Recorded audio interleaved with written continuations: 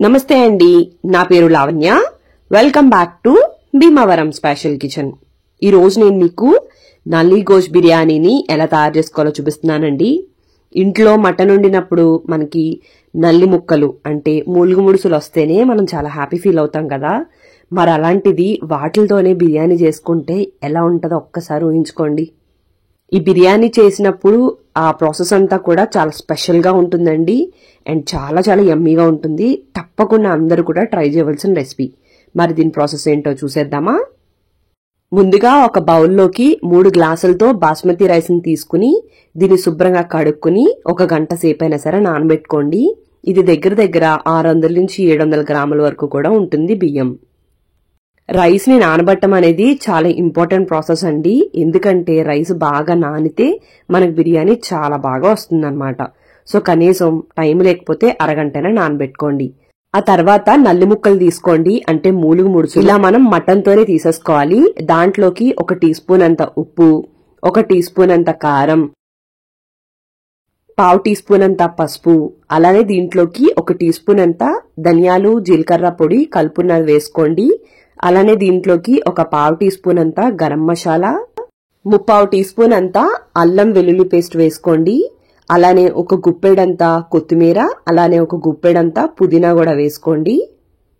అలానే దీంట్లోకి 1 అరకప్ అంతా పెరుగు వేసుకోండి. 125 ml పెరుగు ఉంటుంది. ఇప్పుడు ఇవన్నీ కూడా కలిసేలాగా బాగా కలుపుకోండి. మ్యారినేట్ చేస్తున్నప్పుడే పుదీనా కొత్తిమీర వేయడం వల్ల ఆ ఫ్లేవర్స్ మటన్ కి బాగా పట్టి టేస్ట్ ఎన్హాన్స్ అవుతుందన్నమాట. అన్ని కూడా ఈ విధంగా బాగా కలుపుకున్న తర్వాత మూత పెట్టుకుని 1 అరగంట సేపు పక్కకు పెట్టేసుకోండి. ఆ తర్వాత స్టవ్ ని ఆన్ చేసుకుని ఒక కడాయిని పెట్టుకుని దాంట్లోకి 5-6 టేబుల్ స్పూన్ల దాకా కూడా నూనెని పోసుకుని ఇప్పుడు దీంట్లోకి 8 మీడియం సైజులో ఉన్న ఉల్లిపాయల్ని ఇలా చీరికలాగా కోసుకుని వీటిని గోల్డెన్ కలర్ వచ్చేంత వరకు వేయించుకోండి. ముందంతా హై ఫ్లేమ్ లో పెట్టుకుని దగ్గర పడ్డాక అప్పుడు మీడియం ఫ్లేమ్ లోకి అడ్జస్ట్ చేసుకుని ఈ విధంగా వేగేంత వరకు వేయించుకోండి. ఇప్పుడు వేగిన వాటిని ఆయిల్ లేకుండా జాగ్రత్తగా ఉల్లిపాయల్ని ఒక బౌల్లోకి ట్రాన్స్ఫర్ చేసేసుకోండి. ఇప్పుడు కీమా మ్యారినేషన్ చూద్దాం. దానికోసం ఒక బౌల్లోకి 250 ml పెరుగు వేసుకోండి, అంటే 1/2 లీటర్ పెరుగు. ఇప్పుడు దీంట్లోకి 1 టీ స్పూన్ అంత ఉప్పు, అలానే 2 టీ స్పూన్లంతా కూడా కారం వేసుకోండి. అలానే దీంట్లోకి 1.5 టీ స్పూన్ అంతా ధనియాలు జీలకర్ర పొడి వేసుకోండి. సెపరేట్ గా ఉంటే 1 టీ స్పూన్ ధనియాల పొడి, 1/2 టీ స్పూన్ జీలకర్ర పొడి వేసుకుని 1/2 టీ స్పూన్ అంత పసుపు, 1/2 టీ స్పూన్ అంత గరం మసాలాను కూడా వేసుకుని 2 మీడియం సైజులో ఉన్న టమాటోల్ని ఇలా చిన్న ముక్కలుగా గానీ పేస్ట్ లాగా గానీ చేసుకుని దీంట్లోకి వేసుకుని అలానే 6 పచ్చిమిరపకాయల్ని కచ్చాబచ్చాగా గానీ లేదంటే పేస్ట్ లాగా గానీ చేసుకుని దీంట్లోకి వేసుకుని దీంట్లోకి 1 టీ స్పూన్ అంతా అల్లం వెల్లుల్లి పేస్ట్ వేసుకోండి. అలానే మనం బ్రౌన్ ఆనియన్స్ తయారు చేసుకున్నాం కదా, వాటిని 3 వంతులు చేసుకుని 1 వంతు దీంట్లోకి వేసేసుకోండి. వేస్తున్నప్పుడు ఇలా నలుపుకుంటూ వేసుకోండి. ఇప్పుడు ఇవన్నీ కూడా కలిసేంత వరకు కూడా బాగా కలిపేసుకుని ఆ తర్వాత దీంట్లోకి శుభ్రం చేసి పెట్టుకున్న 750 గ్రాముల కీమాని వేసుకోండి. ఇందాకడ నేను నల్లి ముక్కలు చూపించాను కదండి, అంటే మూలుగు ముడుసులు, అది కూడా 750 గ్రాములు తీసుకున్నాను. అది కావాలంటే 2 తీసుకోవచ్చు, 3 తీసుకోవచ్చు. మీరు ఇంట్లో ఉన్న జనాలను బట్టి ఎన్నైనా కూడా తీసుకోవచ్చు. ఈ విధంగా కైమాని బాగా కలుపుకున్న తర్వాత దీన్ని కూడా 1 అరగంట పాటు పక్కకు పెట్టుకోండి.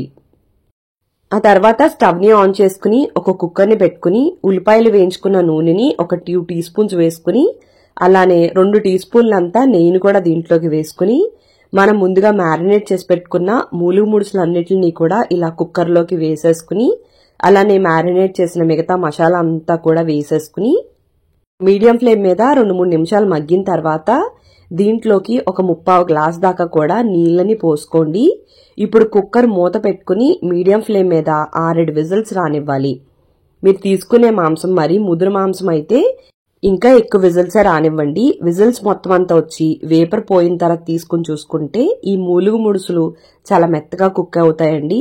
ఇప్పుడు దీంట్లో ఉన్న వాటర్ ఏదైతే ఉంటుందో దాన్ని మన ఇంట్లో ఇలాంటి చిన్న గరిటెలు ఉంటాయి కదా, దాంతో 3-4 గరిటెల వరకు కూడా తీసుకుని పక్కకు పెట్టేసుకోండి. అలానే ఈ ఉడికించుకున్న మూలుగు ముడుసులను కూడా పక్కకు పెట్టుకోండి. మనం ఇప్పుడు దమ్ము దేంట్లోకి అయితే వేయాలనుకుంటున్నామో దాంట్లోకి 2-3 టీ స్పూన్ల దాకా కూడా నెయ్యిని వేసుకుని అలానే 2 టీ స్పూన్ల దాకా కూడా నూనెను వేసుకుని ఒక గుప్పెడని జీడిపప్పులు దీంట్లోకి వేసుకుని అలానే దీంట్లోకి 1 టీ స్పూన్ షాహీ జీరా, 4-5 లవంగ మొగ్గలు, చిన్న దాల్చిన చెక్క ముక్క, ఒక జాపత్రి, ఒక అనాస పువ్వు, 2-3 యాలకులు, ఒక బిర్యానీ ఆకు వేసుకుని జీడిపప్పుల్ని గోల్డెన్ కలర్ వచ్చేంత వరకు వేయించుకున్న తర్వాత మనం ముందుగా మ్యారినేట్ చేసి పెట్టుకున్న కైమా అంతా కూడా దీంట్లోకి వేసేసుకుని అలానే ఇప్పుడు దీంట్లోకి ఒక గుప్పెడంత పుదీనా అలానే ఒక గుప్పెడంత కొత్తిమీర కూడా వేసేసుకుని మొత్తం అంతా కలిసేలాగా బాగా కలిపేసుకుని మీడియం ఫ్లేమ్ మీద 5-6 నిమిషాల పాటు కుక్ చేసుకోండి. మనందరికీ తెలిసిందే కదండి, మటన్ నుంచి వాటర్ వస్తుంది. ఆ వాటర్ కాకుండా మరొక అర గ్లాసు నీళ్లు పోసుకుని ఈ కైమా అంతా కూడా మెత్తగా కుక్ అయ్యేంత వరకు కూడా 10 నిమిషాల పాటు దీన్ని అలా మీడియం ఫ్లేమ్ మీద కుక్ చేసుకోండి. ఈ కర్రీ మంచి కలర్ రావడం కోసం 1 టీ స్పూన్ అంతా కాశ్మీరీ రెడ్ చిల్లీ పౌడర్ వేస్తున్నానండి. ఇది కారం ఏమీ పెరగదు, జస్ట్ కలర్ కోసం మాత్రమే. మధ్య మధ్యలో తీసుకుంటూ కలుపుకుంటూ కుక్ చేసుకోండి. ఒక్కసారి ఉప్పు చెక్ చేసుకోండి, మిగతావైతే అన్ని పర్ఫెక్ట్ గా సరిపోతాయి. నేనైతే మరొక 3/4 టీ స్పూన్ వేస్తున్నానండి. నేను యూజ్ చేసేది పింక్ సాల్ట్ అండి, కాబట్టి ఉప్పు ఎక్కువే పడుతుంది. మీరు మీ టేస్ట్ బట్టి మీరు వాడే ఉప్పు బట్టి చూసుకోండి. కన్సిస్టెన్సీ ఈ విధంగా ఉండాలండి, కొద్దిగా జ్యూసీగా అండ్ కొద్దిగా గట్టిగా ఉన్నట్టుంటే. ఇప్పుడు దీంట్లోంచి ఒక 40% పక్కకు తీసుకోండి. మనం దేంట్లో అయితే ఉల్లిపాయలు వేయించుకున్నామో దాంట్లోకి వేసుకోండి. నూనె ఎక్కువ ఉంటే పక్కకు తీసేసేయండి, చూపించినంత ఉంటే సరిపోతుందన్నమాట. మిగతా 60% ఏదైతే ఉంటుందో దాన్ని ఇంకొంచెం దగ్గర పడేంత వరకు కూడా కుక్ చేసుకోండి. మరీ దగ్గర పడ అవసరం లేదు, కన్సిస్టెన్సీ ఈ విధంగా ఉంటే సరిపోతుందండి. అప్పుడు స్టవ్ ని ఆఫ్ చేసుకుని దీన్ని పక్కకు పెట్టేసుకోండి. ఇప్పుడు రైస్ ని ఉడికించుకోవడం కోసం స్టవ్ మీద కడాయిని పెట్టుకుని దాంట్లోకి ఒక 9-10 గ్లాసుల దాకా కూడా నీళ్లు పోసుకుని హై ఫ్లేమ్ లో పెట్టుకోండి. ఇప్పుడు దీంట్లోకి మసాలాలు వేయడం కోసం 4 లవంగాలు, 10 మిరియాలు, ఒక జాపత్రి, ఒక పెద్ద యాలుక, 2 చిన్న యాలకులు, ఒక మరాఠీ మొగ్గ, దాల్చిన చెక్క ముక్క, 2 అనాస పువ్వు, అలానే 1 టీ స్పూన్ అంత షాహీ జీరా, ఒక 6 దాకా కూడా పచ్చిమిరపకాయలు వేసుకుని అలానే కొద్దిగా కొత్తిమీర, కొద్దిగా పుదీనా వేసుకోండి. మరి గుప్పెడు కాదు గాని కొద్దిగా తగ్గించి వేసుకోండి. అలానే తగినంత ఉప్పు వేసుకోవాలి. అలానే ఒక బిర్యానీ ఆకును కూడా ముక్కలుగా కట్ చేసుకుని వేసుకోండి.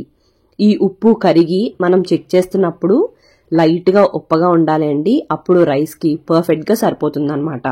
ఇప్పుడు నీళ్ళని హై ఫ్లేమ్ లో పెట్టుకుని మరగనివ్వండి. ఇలా మరగటం మొదలైన తర్వాత మనం ముందుగా నానబెట్టుకున్న బియ్యాన్ని నీళ్లు లేకుండా దీంట్లోకి మొత్తం అంతా కూడా వేసుకుని హై ఫ్లేమ్ లో పెట్టుకుని ఈ బియ్యాన్ని 80% వరకు కుక్ అయ్యేంత వరకు కూడా కుక్ చేసుకోవాలి.